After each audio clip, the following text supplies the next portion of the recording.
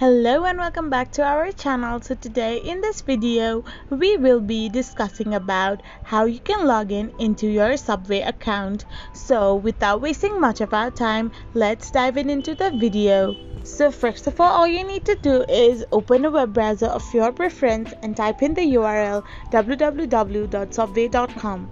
Once you type it in, you will be redirected to its official website. So once you are there, all you need to do is click on the profile icon on the top right corner of the screen. So once you click the profile icon, you will be redirected to its login page. So once you are redirected to its login page, all you need to do is fill in your email address and your password of your account that you have previously created on Subway. So after you are done, you need to click on the sign in button and you will get logged in into your Subway account. Now you can enjoy ordering any of the meal you like.